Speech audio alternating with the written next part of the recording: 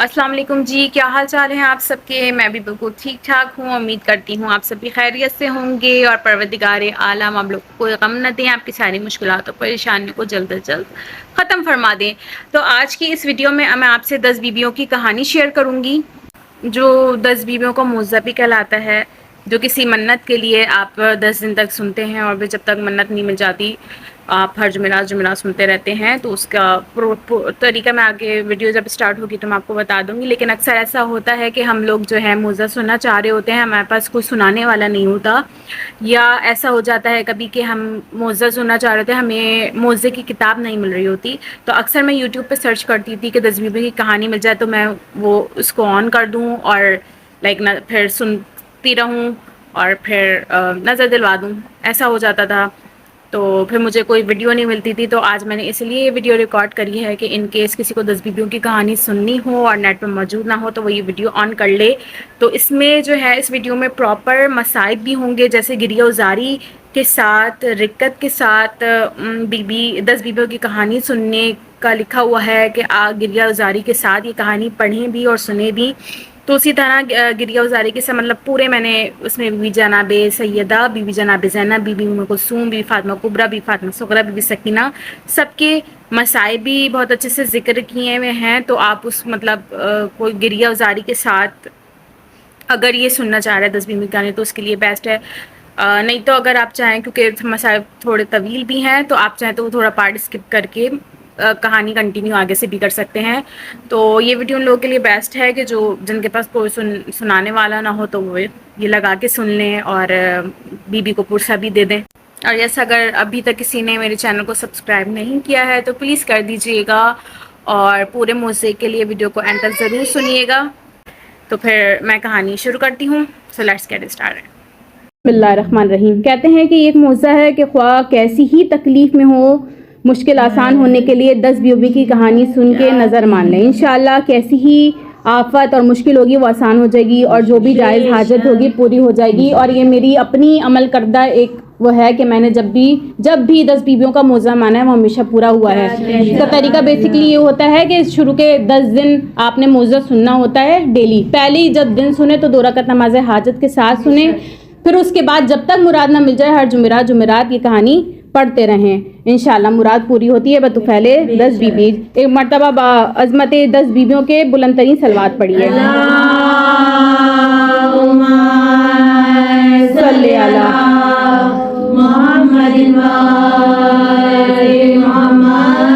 कहते हैं कि एक ही शहर में 2 भाई रहते थे। बड़ा भाई अमीर था लेकिन छोटा भाई बहुत गरीब और मुफलिस था, और वो अपनी नादरी से बहुत आजिज़ आ गया था। एक दिन अपनी बीवी से कहने लगा कि यहाँ पर हम कब तक फ़िक्र फाका की मुसीबत सहेंगे। अब ये मैं परदेश चला जाता हूँ, शायद कहीं से नौकरी मिल जाए, मुसीबत के दिन कट जाएं। ये कहकर वो अपनी बीवी से रुखसत होकर दूसरे शहर में रोज़गार की तलाश में चल दिया।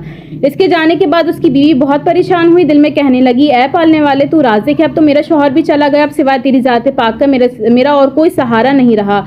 आखिर एक दिन जब वो मजबूर हो गई तो अपने शौहर के बड़े भाई के घर गई और अपने सब हालत बयान किए। तमाम हाल सुनकर उसने अपनी बीवी से कहा कि ये मेरी भावच है, तुम इससे अपने घर का काम कराओ, ये तुम्हारी और तुम्हारे बच्चों की खिदमत करेगी और जो कुछ अपने खाने से बच जाया कर वो इसे दे दिया करो। गर्ज ये कि मोमिन अपने शौहर के भाई के घर काम करती और सारा दिन बच्चों को खिदमत भी करती। उस पर भी वो रईस औरत उसे ताना देती और अपने आगे का बचा हुआ खाना उस गरीब को देती। इस तरह एक मुद्दत गुजर गई। हर रात पर यही मुसीबत ज़दा मोमिना अपने शौहर की वापसी की दुआएं मांगती। इस हालत में एक शब रोते रोते सो गई। ख्वाब में देखती है कि एक बीबी नकाब पोश तशरीफ लाई हैं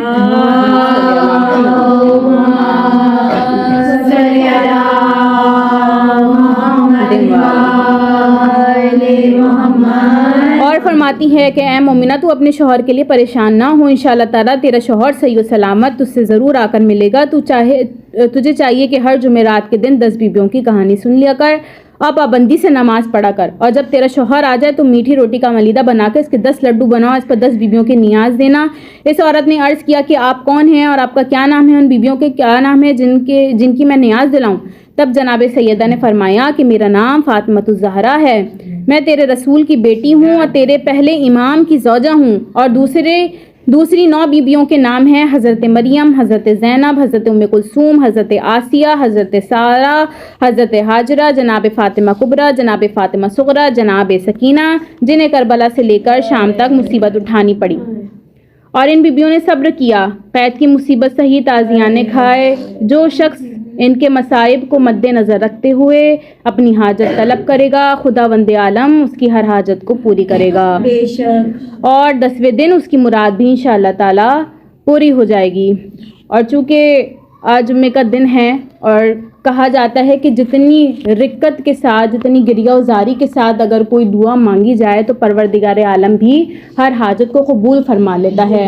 इस वक्त 10 बीबियों की बेशक तशरीफ़ आवरी है और अय्याम फ़ातिमा भी चल रहे हैं, तो हमने कोशिश करना है कि कहानी सुनते हो अपने आँखों में अश्क रखें और गिरिया उजारी के साथ ये कहानी पढ़नी भी चाहिए और गिरिया उजारी के साथ ये कहानी सुननी भी चाहिए। सबसे पहले तो मसाइब का वो जुमला कि जब हज़रत इस्माइल को हज़रत इब्राहीम ज़िबा करने लेकर गए, आप सब जानते हैं कि हज़रत इस्माइल सही सलामत वापस आए, लेकिन उनके गले पर थोड़ा सा छुरी का निशान रह गया था। आप जानते 7 दिन के अंदर बीबी हाजरा का इंतकाल हो गया सिर्फ उस निशान को देखकर। वो कहती रही, इब्राहीम अगर मेरे बच्चा कत्ल हो जाता, फिर अगर ये छुरी मेरे बच्चे पर चल जाती फिर क्या होता। आप ज़रा तसव्वुर कीजिए, वो माँ सिर्फ निशान देखकर चल बसी। आए ज़रा बीबी हाजरा, आकर ज़रा करबला में तो देखिए, 3 दिन का भूखा प्यासा हुसैन है, सुबह फजर से लेके असर तलक लाशों पे लाशें उठा रहा है।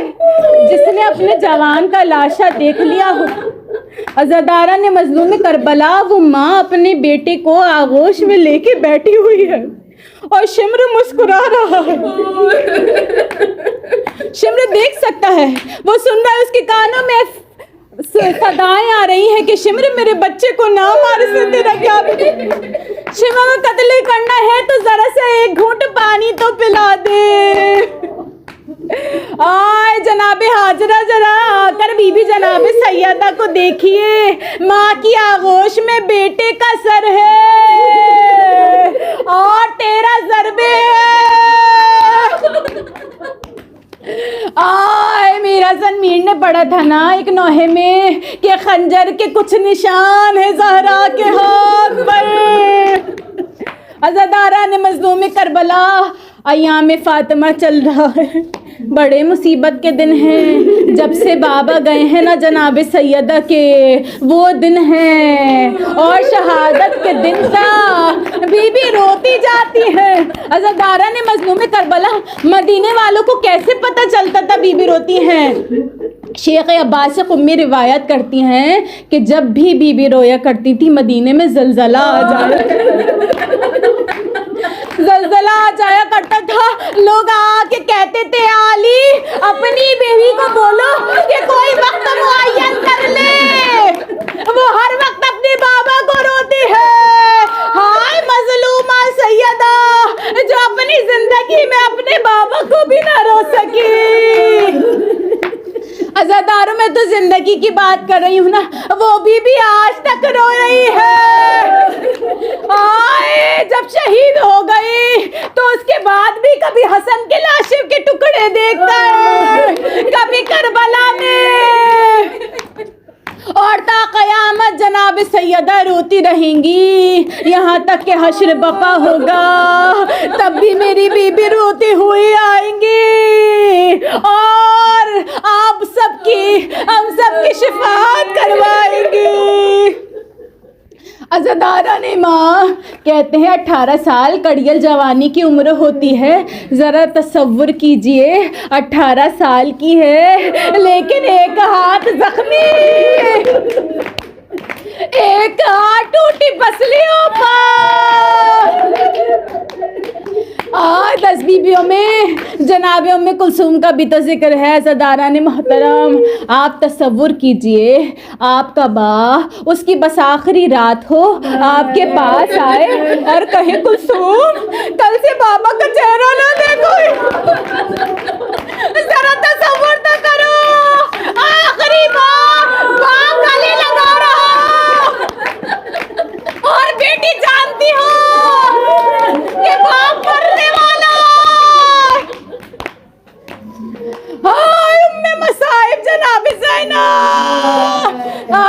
बीबी हज़रतदारा ने मोहतरम, जनाब सैयदा तो सिर्फ 4 घंटे खड़ी नहीं ना दरबार में, ये आलम था कि काले बालों में गई थी, जब वापस आई थी तो सारे बाल सर के सफेद हो चुके थे। हाँ, सानी जहरा की हालत देख, 7 अज़ाने दरबार में खड़े खड़े आज ज़ैनब की कमर झुक गई। ये हालत था कि ना पानी सही मिलता था, ना खुराक मिलती थी। हाँ बीवी सैयदा, मैं कहूँ आप तो ता क़यामत रोती रहेंगी। आप ही की बेटी है ना ज़ैनब, 2 बच्चे थे, ता क़यामत न रोएगी। आय कहती है बच्चों को सदका कर दिया, बच्चों खुदा की राह में दे दिया, उस पे ना रोऊंगी। आय मजलूमियत ज़ैना, आप जानते हैं जितनी भी बीबियां हैं ना उन पे बहुत मजालिम गुजरे हैं, लेकिन सबसे बड़ा दिल जनाब ज़ैनब का। जरा आप तसव्वुर कर सकते हैं कि आप 70 कदम के फासले पे हो और आपके भाई पे को चारों तरफ से घेरा हो। आप तसव्वुर कर सकते हैं कि आपके भाई का कातिल आपको देखकर कहे लगा रहा हो और छुरी चलाए जा रहा हो। हाय ज़ैनब ने क्या कहा देखा, आए वो मंजर भी देखा कि जब भाई के लाशे पे घोड़े दौड़ाए जा रहे हैं। हाय बाएं जानिब की पसलियां दाएं जानिब, दाएं जानिब की पसलियां बाएं में। हाय सैयदा की भी पसलियां टूटी थी, हाय हुसैन की पसलियां भी टूट गई। और एक 4 साल की मजलूमा है जिसकी पसलियां ऊंट की नंगी पुश्त दौड़ा दौड़ा कर तोड़ी गई। आए 4 साल की मेरी मजलूम सकीना, बीबियां 18 साल में बूढ़ी हुई, आए सकीना तो 4 साल में बूढ़ी हो गई। बीबी आपके बाबा पे भी रोने नहीं दिया जाता था ना, आए जरा आकर देखी सकीना की हालत, आज जब रोती है तब तमाचे खाती है। आए मुझे इस जुमले पे बहुत रोना आता है कि जो हर वक्त तमन्ना करती रहती हो, भाई से कहती रहती हो भैया रिहाई कब होगी, देखे ये परिंदे जा रहे हैं अपने घरों को, हम तो वापस जाएंगे। और वही बीबी कैद में हमेशा के लिए रह गई। आय मजलूमियत सकीना, आय बीबी फातिमा कुबरा, जरा तसव्वुर कीजिए एक रात पहले जिसका निकाह पढ़ाया हो, अगले दिन उसका दूल्हा जब मैदान में जाए तो कासिम हो, वापस आए तो तकसीम हो चुका हो। जनाब सुगरा को भी पुरसा दे लीजिए, बड़ी मजलूम है बीबी। आप जानते हैं जब वक्त रुखसत था, तमाम तर काफिला तैयार था, तो बीबी सुगरा हमारी पे बैठ गई थी। हज़रत अब्बास मजबूर हैं, हज़रत हुसैन मजबूर हैं। मौला कहते हैं अली अकबर तुम जाओ, कभी तुम्हारी बात को सुगरा नहीं डाल। अब मौला अली अकबर परेशान है, बहन को कैसे मना करूं। रिवायतों में है ज़दारा ने मोहतरम अमारी के पास गए मौला अली अकबर और कुछ कहा नहीं, बस जाकर सर झुका लिया। जब अमारी का पर्दा हटा के बीबी सुगरा ने देखा तो देखा अली अकबर तड़प तड़प के रो रहे, सिसकियों से रो रहे हैं। अरे बहन तीनों भाई के रोने पे तड़प गई। भैया तुम क्यों रोते हो? सुगरा मैं क्या करूं, सबने मुझे भेजा है कि मैं तुमको कहूं कि घर वापस चली जाओ, मैं तुमको कैसे मना करूं। कहा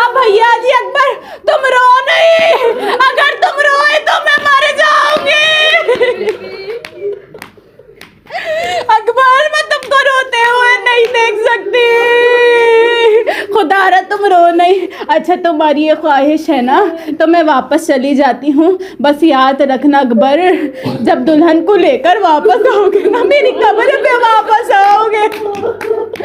जब कब्र पे आना तो कहना तुम्हारी बहन को तुम्हारे चेहरे की बड़ी आस थी। आए जुम्मे के दिन अली अकबर का वसीला दे के मांगा करे मौला हुसैन से, कोई हाजत रद्द नहीं होती। हाय जब आखिरी वक्त ना मौला अली अकबर का, हिचकियाँ ले रहे थे। ज़ईफ बाप जिसकी आंखों की बिनाई जा चुकी, बाप से कहते हैं बाबा मैं फुफ्फियों से मिलाया, मैं अम्मा से मिलाया, बाकी बहनों से मिलाया, बस मेरी ख्वाहिश है आखिरी मर्तबा सुगरा को दिखा दीजिए। मेरी बहन किस हालत में है बाबा, मुझे दिखा दीजिए। 2 उंगलियों का इशारा किया इमाम हुसैन ने। देखा हज़रत अली अकबर ने देखा और तड़प के रो पड़े। जब रोए तो इमाम हुसैन पूछते ऐसा क्या मंजर है? कहा बाबा जब जिस जगह से मैं चला था उधर मेरे कदमों के निशान है। सुगरा अपने रुखसारों को कदमों पे रखे हुए और आने जाने वालों से पूछ रही है, अरे क्या जानते हो अली अकबर कब आएगा? ओ इज़्ज़तदाराने मज़लूम करबला,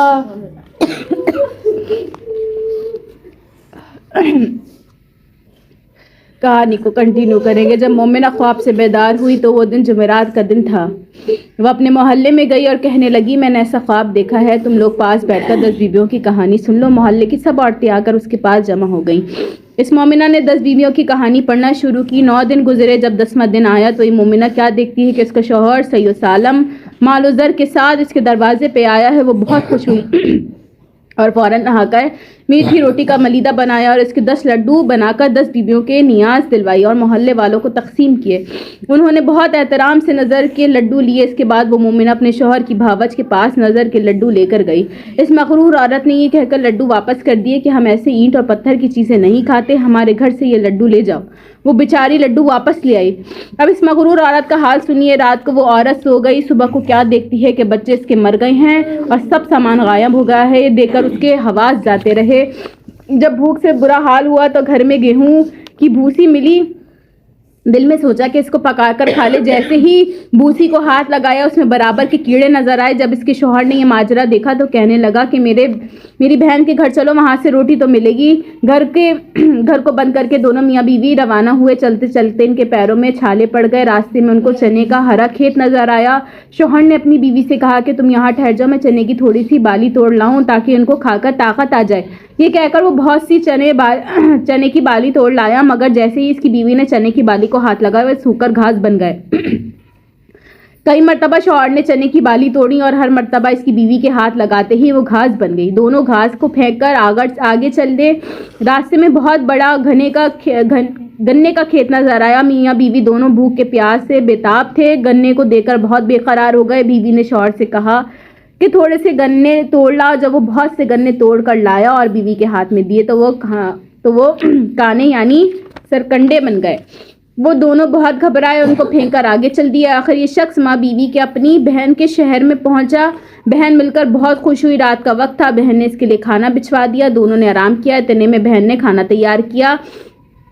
ये दोनों कई दिन से भूखे प्यासे थे। खाना देखकर बहुत खुश हुए। जैसे ही इसकी बीवी ने रोटी का टुकड़ा तोड़ा, क्या देखती है कि खाने में सख्त बदबू आ रही है, खाना सड़ गया है।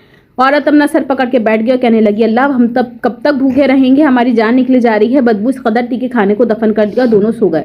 रात इसी तरह गुजारी। सुबह हुई तो शौहर ने बीवी से कहा यहाँ का बादशाह मेरा दोस्त है, चलो इसके यहाँ चलते हैं, देखें इस मुसीबत के आलम में वो हमारी क्या मदद करता है। दोनों बादशाह के हुजूर में पहुंचे तो बादशाह ने इन दोनों को पहचान लिया। इनको अलग कमरा दिया और कहा कि तुम दोनों गुस्ल करके आराम करो। बादशाह ने हुक्म दिया कि हमारे मेहमानों को 7 रंग का खाना भेजो। हुक्म के मुताबिक 7 किस्म के खाने इन दोनों के लिए लाए। दोनों खाना खाकर बहुत खुश हुए और हाथ धोकर दस्तरखान पर आकर बैठे। वो औरत जिस खाने को छूती खाना उठ जाता और कीड़े नजर आने लगते। इसका शौहर हैरान होगा कि क्या माजरा, अगर हम बादशाह से शिकायत करेंगे तो बादशाह नाराज होगा कि खाना ताज़ा भिजवाया और तुम बदनाम करते हो। वो बहुत घबराया और बीवी से कहने लगा कि अब मैं क्या करूं। दोनों खाना लेकर बाहर गए और ज़मीन में दफन कर दिया और बाहर सहन में बैठ गए। इस अरसे में बादशाह की लड़की और बीवी गुस्ल करने जा रही थी। दोनों ने अपने गले से चंदन हार उतारकर खूंटी पर टांग दिए। जो ही हार टांगे फौरन खूंटी की हार निकल गई। ये माजरा देखा कि बादशाह की बीवी और बेटी को सख्त ताज्जुब हुआ। वो औरत बैठी देख रही थी, घबराकर अपने शौहर के पास गई और कहने लगी, अब खुदा खैर करे। इसके शौहर ने पूछा, क्यों, क्या हुआ? तब उसने चंदन हार का वाकया सुनाया और कहा, यहाँ से जल्दी चलो, ऐसा ना हो कि बादशाह को कैद करे और कत्ल करवा दे। दोनों बगैर उतला दिए बादशाह के यहाँ से चल दिए। चलते चलते वो दरिया के किनारे पहुंचे। वहां जाकर दोनों मियाँ बीवी बैठ गए। शौहर ने बीवी से कहा, ये नहीं मालूम हमसे क्या खता हो गई है जिसकी वजह से हम पर इतना अजाब नाजिल हो गया है। बीवी ने कहा, मुझसे एक गुनाह जरूर सरजद हुआ है, वो ये कि जब तुम्हारा भाई मुलाजमत करने परदेश गया था, काफ़ी अरसे तक वो लापता रहा, जिसकी वजह से तुम्हारी भावज परेशान रहती थी। उसने ख्वाब में देखा था कि एक नकाबपोश बीबी तशरीफ लाई थी और उन्होंने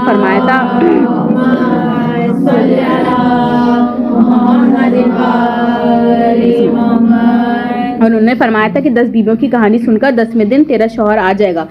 इस पर तुम्हारी भावज ने अमल किया और सचमुच तुम्हारा भाई मालोजर के साथ वापस आ गया। तुम्हारी भावज ने 10 लड्डू बनाए और 10 बीवियों के नजर दिलवाए। लड्डू तकसीम किए और वो एक लड्डू मेरे हिस्से का लेकर आई थी, तो मैंने वो लड्डू नहीं लिया और ये कह के वापस कर दिया कि मैं ऐसे ईंट और पत्थर नहीं खाने वाली हूँ जब से हम पे मुसीबतें नाजिल हो रही हैं। शौहर ने कहा कि कमबख्त, तूने ऐसे गुरूर और तकब्बुर के अल्फाज कहे, तौबा कर और माफ़ी मांग ताकि हमको इस अजाब से निजात मिले। उस औरत ने वुज़ू किया, नमाज पढ़ी और रोकर दुआ की कि ऐ बिन्ते रसूल सल्लल्लाहु अलैहि वसल्लम, उस मुसीबत के आलम में मेरी मदद कीजिए। इसके बाद इसने दरिया से रेत लेकर लड्डू बनाए और उस पर 10 बीवियों की नज़र दी। बाइजाज़ जनाब सैयदा, जनाब ज़ैनब, जनाब उम्म कुलसूम, वो लड्डू मोतीचूर के हो गए।